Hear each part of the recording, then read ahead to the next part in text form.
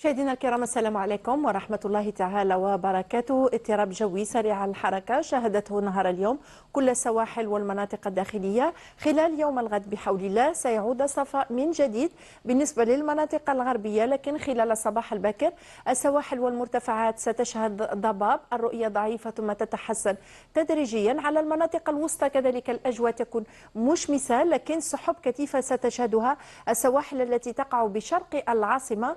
هنا احتمال لبعض الأمطار ستكون على شكل زخات نحو السواحل الشرقية وضعيفة نحو المرتفعات ومنطقة الأوراس الشرقية. إذن الرياح ستكون قوية نحو منطقة الأوراس، نحو منطقة الواحات، وحتى بالصحراء الوسطى ستعمل على تطاير الرمال محليا.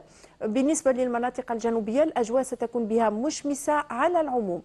درجات الحرارة خلال ليلة اليوم تكون باردة دون الصفر بالبيض، درجتين تحت الصفر، الدرجة صفر بالجلفة، درجة واحدة بتيارت، بسطيف، بباتنة، بسا تقارب 7 إلى 8 بسواحل، 6 بتيزي وزو وقلمة. بالجنوب 9 درجات ببشار، 10 درجات بغرداية، 11 بالهوغار والتاسيلي، 15 بين تندوف بن عباس لغاية أضرار، وما بين 16 إلى 18 درجة على الخط الرابط بين إنقزام إن صالح إلى غاية برج بجي مختار.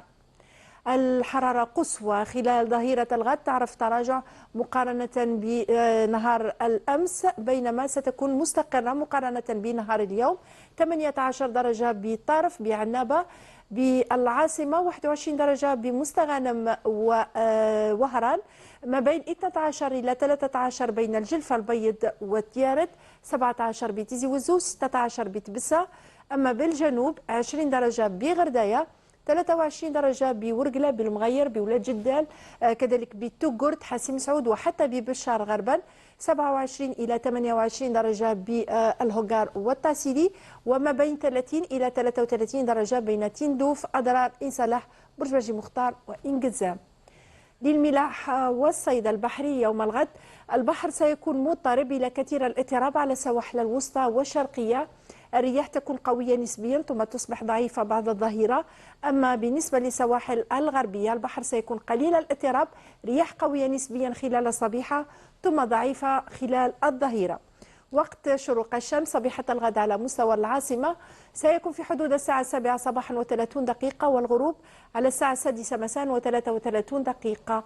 مشاهدينا أشكركم على حسن المتابعة، رمضان كريم وتقبل الله صيامكم.